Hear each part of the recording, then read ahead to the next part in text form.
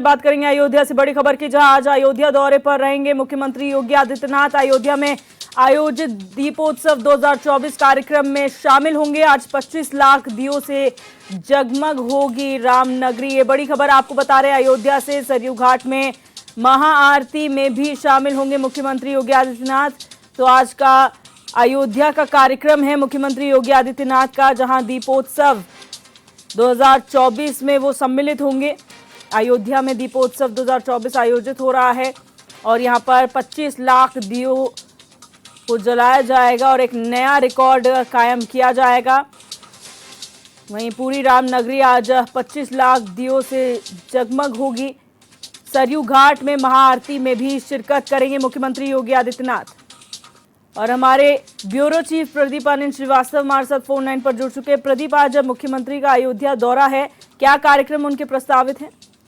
देखिए दिव्या जी, निश्चित रूप से 500 वर्षों बाद इस तरह की दीपावली होने जा रही है अयोध्या में, जिसकी तैयारियां निरंतर एक महीने पहले से चल रही थी और आज उसका समय आ गया है। आज दीपोत्सव से पूरा अयोध्या नगर जो है वो जगमगा जाएगा और करीब जो रिकॉर्ड खुद नेशनल रिकॉर्ड है अयोध्या का, उसको एक बार और तोड़ने की तैयारी चल रही है। निश्चित रूप से मुख्यमंत्री योगी आदित्यनाथ के साथ दोनों जो डिप्टी सीएम है वो रहेंगे, इसके अलावा जो अयोध्या के मेयर है वो रहेंगे और उत्तर प्रदेश सरकार में जो पर्यटन मंत्री हैं वो रहेंगे। अगर हम बात करें तो वहाँ पर सांस्कृतिक कार्यक्रमों की प्रस्तुति के लिए भी लोक गायक राकेश श्रीवास्तव को आमंत्रित किया गया है, जो अपने भजनों के माध्यम से जो वहाँ पे उपस्थित जनता होगी उसको जो है रसवादन कराएंगे। इसके अलावा उत्तर प्रदेश नाट्य संगीत अकादमी के जो सदस्य हैं अमित अंजन, प्रख्यात भजन गायक हैं, उनको भी आमंत्रित किया गया। अपने आप में बहुत ही भव्य और दिव्य कार्यक्रम होने जा रहा है। मुख्यमंत्री योगी आदित्यनाथ आज अयोध्या वासियों के साथ दीपावली मनाएंगे और अगर कल की बात करें तो कल अपने गृह जनपद में वनटांगियों के साथ वह दीपावली मनाएंगे। हर साल उनका यह जो है उपक्रम है और इसी क्रम में आज मुख्यमंत्री योगी आदित्यनाथ अयोध्या पहुंचेंगे। जी अच्छा, प्रशासन की क्या कुछ तैयारियां हैं, क्योंकि भव्य आयोजन यहाँ पर अयोध्या में होने जा रहा है और काफी लोग इसमें शिरकत करेंगे। किसी प्रकार की अनहोनी ना हो या सुरक्षा के मद्देनजर किस तरीके की व्यवस्थाएं देखने को मिल रही है? देखिए दिव्या जी, निश्चित रूप से ये जो उत्सव होने जा रहा है इसकी तैयारी मैंने पहले ही बताया कि एक महीना पहले से चल रही थी। तो निश्चित तौर पर जो स्थानीय पुलिस है उसकी ड्यूटी तो लगी ही है। इसके अलावा सीआईएसएफ जो कि औद्योगिक संस्थानों की रखवाली करता है, उनकी सुरक्षा करता है।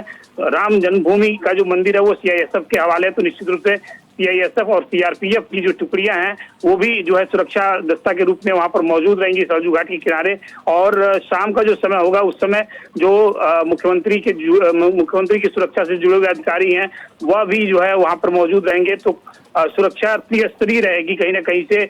और जो स्थानीय लोकल एलआईयू होता है और इंटेलिजेंस होता है, इन सब के आधार पर जो है रिपोर्ट ओके अब तक कर दी गई है। तो निश्चित रूप से सीएम योगी पहुंचेंगे और सुरक्षा व्यवस्था चाक चौबंद होगी। जी, बहुत शुक्रिया प्रदीप जानकारी साझा करने के लिए।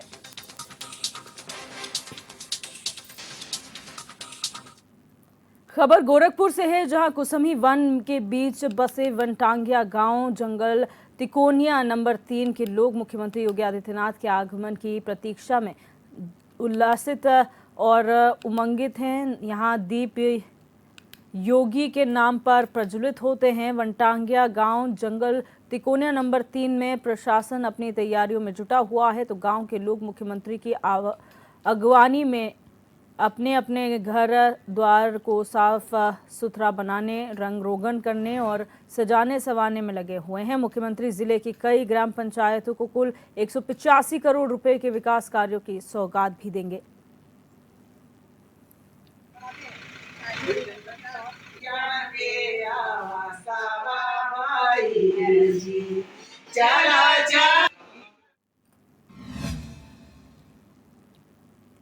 वहीं अयोध्या में दीपोत्सव से पहले सरयू घाट पर महाआरती का रिहर्सल किया गया। इस महाआरती के रिहर्सल में 200 महिलाओं के साथ साथ लगभग 1100 लोगों ने हिस्सा लिया। आपको बता दें कि रामलला की प्राण प्रतिष्ठा के बाद पहले दीपोत्सव पर अयोध्या एक नहीं कई विश्व रिकॉर्ड बनाएगी, जिसमें से महाआरती भी शामिल है। इस महाआरती में मुख्यमंत्री योगी आदित्यनाथ भी शामिल होंगे।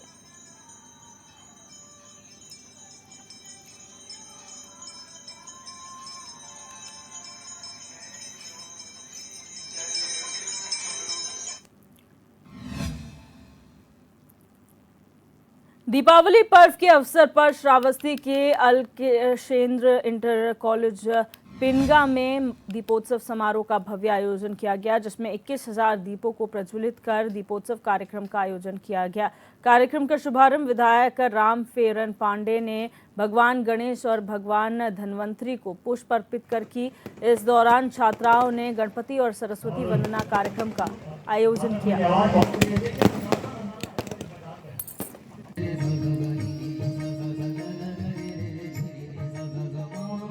आज धनतेरस के दिवस पे दीपोत्सव कार्यक्रम का आयोजन किया गया था, जिसमें 2100 दीपक को प्रज्वलित किया गया था और एक भजन संध्या का कार्यक्रम का आयोजन किया गया था और अंत में आतिशबाजी से इस कार्यक्रम का समापन हुआ। ये जनपद के सभी जनपद वासियों के लिए ये कार्यक्रम का आयोजन किया गया था। मैं आपके माध्यम से जनपद के सभी व्यक्तियों को दीपावली की शुभकामनाएं।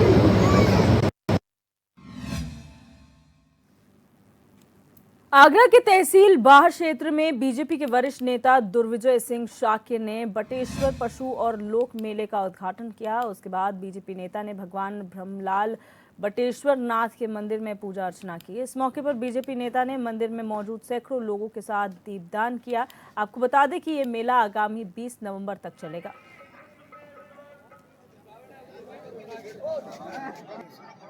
धार्मिक जो मेला है इसको कैसे भव्य बनाया जाए, इसके लिए हम लगातार प्रयासरत रहते हैं और इस बार भी हम लोग सांस्कृतिक आयोजन, लोक कलाओं के साथ साथ व्यावसायिक पशु मेला बहुत ही भव्य लगने वाला है।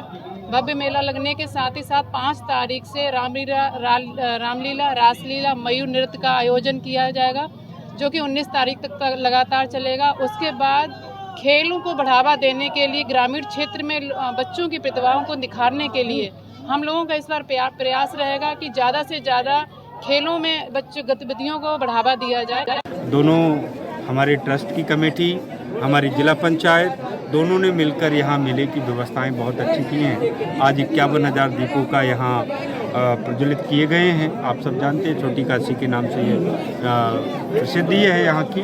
बटेश्वर की महत्ता के प्रकाश में क्या डालूंगा, आप सब लोग जानते हैं। बटेश्वर अपने आप में जो महत्व है, छोटी सी काशी जैसी उनकी प्रसिद्धि है, उससे ही यहाँ पता चलता है कि उसका कितना बड़ा महत्व है हम सबके लिए। तो उम्मीद और पूरा भरोसा है कि पहले के जो सालों में जो लगा था, इस साल बेहतर व्यवस्था होगी। लेकिन अब क्योंकि बैल और जानवर कम रह गए हैं, तो उतनी संख्या जानवरों की, बैलों की यहाँ नहीं है। अब घोड़े, खच्चर, ऊँट, गधे, बस यही सब बिक्री के लिए आते हैं। तो वो व्यवस्था में थोड़ी वो है। बाकी जो आम 15 दिन तो जानवरों का मेला चलता था, 15 दिन बाजार लगता था, तो उसमें उम्मीद है कि व्यवस्थाएं भी अच्छी होंगी और इसकी सजावट और ये सब चीज़ें। और अब बात करेंगे मुरादाबाद से बड़ी खबर की, जहां थूक जिहाद का सीसीटीवी फुटेज सोशल मीडिया पर वायरल हो रहा है। ये बड़ी खबर आपको बता रहे हैं मुरादाबाद से, जहां पर सोशल मीडिया पर एक और थूक जिहाद का वीडियो वायरल हो रहा है। दूध में थूकता हुआ नजर आ रहा है दूध वाला। प्रदीप गुप्ता के घर सालों से दूध पहुंचा रहा है ये, और वीडियो का पुलिस ने संज्ञान लिया है। एसपी सिटी ने जांच कराकर कार्रवाई की बात कही है। कोतवाली कटघर इलाके के देवापुर की ये घटना है। तो ये बड़ी खबर मुरादाबाद से आपको बता रहे हैं, जहां पर सालों से प्रदीप गुप्ता नाम के व्यक्ति के घर पर दूध पहुंचाने वाले का अब एक वीडियो जो है वो वायरल हो रहा है। थूक जिहाद का सीसीटीवी ये फुटेज है, जिसमें दूध वाला दूध में थूकता हुआ नजर आ रहा है। और आपको बता दें कि वीडियो का पुलिस ने संज्ञान ले लिया है। वहीं एसपी सिटी ने भी जांच कराकर कार्रवाई की बात कही है। कोतवाली कटघर इलाके के देवापुर की घटना है।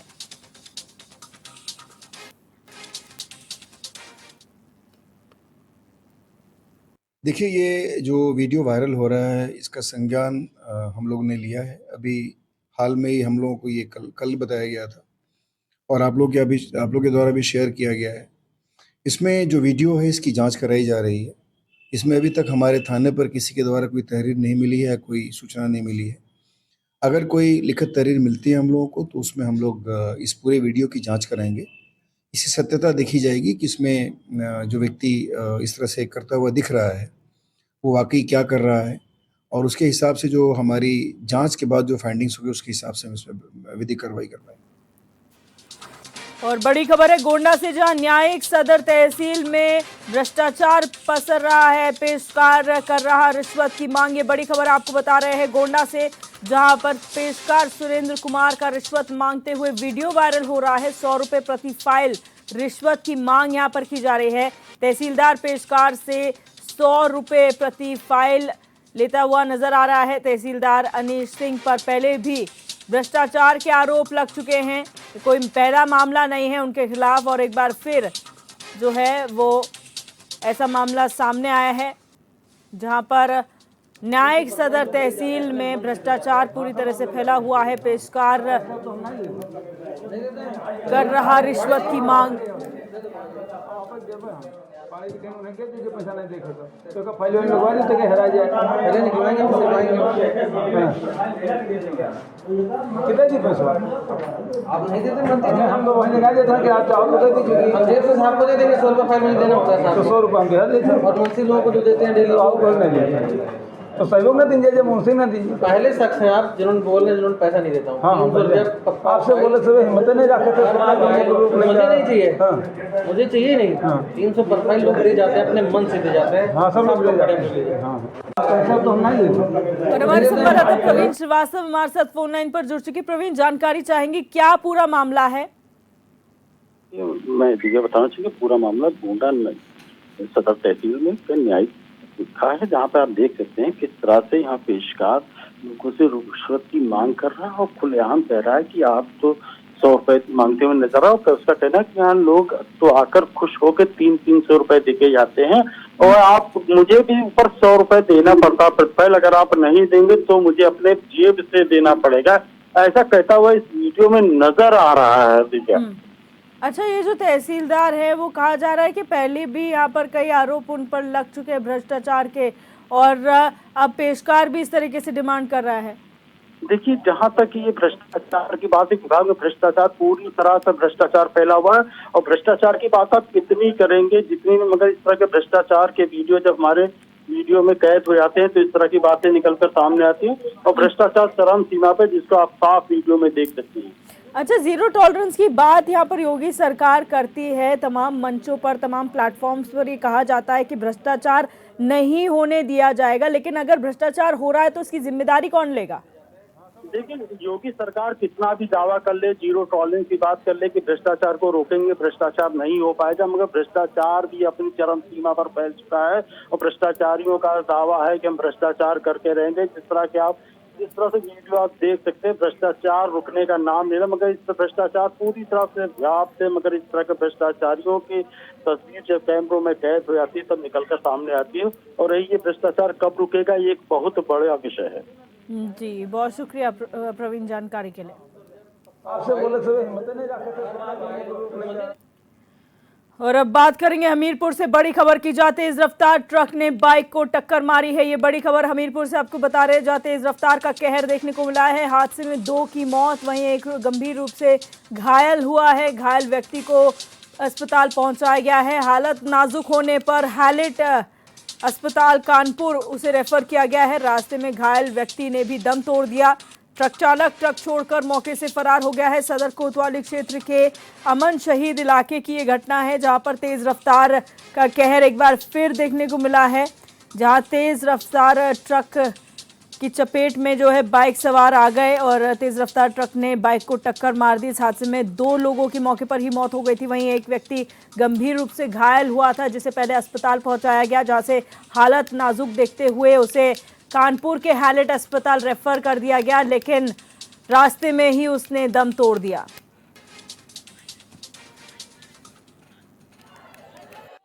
कोतवाली नगर क्षेत्र अंतर्गत अमन शहीद के पास कुरारा की ओर जा रहे डंपर ने बाइक सवार को टक्कर मार दी, जिससे बाइक सवार जयप्रकाश उम्र 45 वर्ष, उनका बेटा आयुष 12 वर्ष, अथर्व दर्शक गंभीर रूप से घायल हो गए, जिन्हें जिला अस्पताल हमीरपुर ले जाया गया, जहां पर डॉक्टरों द्वारा जयप्रकाश को बेहतर इलाज हेतु कानपुर रेफर कर दिया गया। उनके दोनों बेटों को मृत घोषित कर दिया गया। जयप्रकाश को कानपुर ले जाते समय एम्बुलेंस में ही मृत्यु हो गई। जिन्हें वापस जिला अस्पताल हमीरपुर ले आया गया, जहां पर डॉक्टरों द्वारा जयप्रकाश की मृत्यु की पुष्टि की गई। 100 को कब्जे में लेकर अन्य आवश्यक विधिक कार्रवाई की जा रही है। और शीलू निषाद हमारे संवाददाता हमारे साथ फोन लाइन पर जुड़ चुके हैं। शीलू, जानकारी चाहेंगे, क्या पूरी घटना हुई है? जी, आपको बता दें कि एक पिता अपने दोनों बेटों के साथ में हमीरपुर उनको बाजार करने लगा हुआ था। उसके बाद में तेज रफ्तार जो ट्रक था वो निकला, जिसके बाद में तेज रफ्तार ट्रक ने टक्कर मार दी, जिससे मौके पे ही दोनों बच्चों की मौत हो गई। तो उसके पिता जो गंभीर रूप से घायल हो गए थे, उनको कानपुर रेफर किया गया था अच्छे इलाज के लिए, लेकिन कानपुर ले जाते समय रास्ते में उनकी मौत हो गई, जिसको उनको हमीरपुर वापसी रिटर्न लेके आया गया, जहाँ पे डॉक्टरों ने मृत घोषित कर दिया। जी अच्छा, यहाँ पर जिस तरीके से पूरी घटना हुई है, कहा जा रहा है ट्रक चालक मौके से फरार हो गया था, उसकी तलाश के लिए पुलिस क्या कर रही है? जो ट्रक था उसको कब्जे पे ले लिया गया। जो उसका चालक था वो वहां से मौके से फरार हो गया था। उसके बाद में जो बात हुई तो उसके बाद में जो कानूनी कार्रवाई है वो की जा रही है। वैधानिक कार्रवाई के हिसाब से उनको कार्रवाई की जाएगी। लेकिन इसमें कहीं ना कहीं बड़ा जो सवाल है वो पुलिस के ऊपर उठता है, ताकि नो एंट्री खोलने के बाद में अगर 9 बजे की रहती है तो कल त्योहार होने की वजह से और लोगों की भीड़ जमा हो जाती है, एकत्र हो जाती है, लोगों को पता है, तो उनको किसी न किसी पुलिस स्टाफ को लगाना चाहिए, जिससे यहाँ पे लोगों को निकलने के लिए ट्रक जो निकल रहे थे नो एंट्री का, या तो टाइम जो था नो एंट्री का वो 1 घंटे और लेट करना चाहिए था। जी, बहुत शुक्रिया शीलू जानकारी के लिए। बढ़ते आगे, उत्तर प्रदेश की 9 विधानसभा सीटों पर हो रहे उपचुनाव के लिए लगातार राजनीतिक दल अपनी अपनी तैयारियों में जुटे हुए हैं। आपको बता दें कि यहाँ पर 9 सीटें ऐसी हैं यहाँ पर उपचुनाव होना है और राजनीतिक सरगर्मियां भी तेज हो चुकी है। उपचुनाव में सभी दल अपने अपनी जीत का दावा कर रहे हैं और यह इसी तमाम मुद्दों को लेकर यहाँ पर चर्चा हुई है और HNN के संवाददाता ने खास बातचीत की है सुनील सिंह साजन से। वैसे तो उपचुनाव 9 सीटों पर हो रहा है उत्तर प्रदेश में, लेकिन कानपुर की सीसामऊ हॉट सीट है और जिसके लिए सभी पार्टियां अपना दमखम लगा रही हैं। वहीं अगर बात करते हैं समाजवादी पार्टी, जिसके ऊपर हमेशा से समाजवादी पार्टी का कब्जा रहा, उस पार्टी को जिताने की जो जिम्मेदारी है वो सुनील साजन, जो राष्ट्रीय प्रवक्ता समाजवादी पार्टी के हैं, उनको सौंपी गई है। और आज वो ये कानपुर में मौजूद है। उन्होंने कानपुर में प्रेस वार्ता करी और प्रेस वार्ता करने के बाद उन्होंने बहुत सारे गंभीर आरोप लगाए हैं। वो हमारे साथ खुद मौजूद हैं। साजन जी, आपने जितनी बातें करी हैं ये कहाँ तक सच है? सर नहीं, सच है और यही तकलीफ है, इसीलिए आप लोगों के माध्यम से हम लोग अनुरोध कर रहे हैं कि हमारी राजनीतिक लड़ाई भारतीय जनता पार्टी से है। हम तो चुनाव में समझ रहे थे कि बीजेपी और आरएसएस से लड़ना है।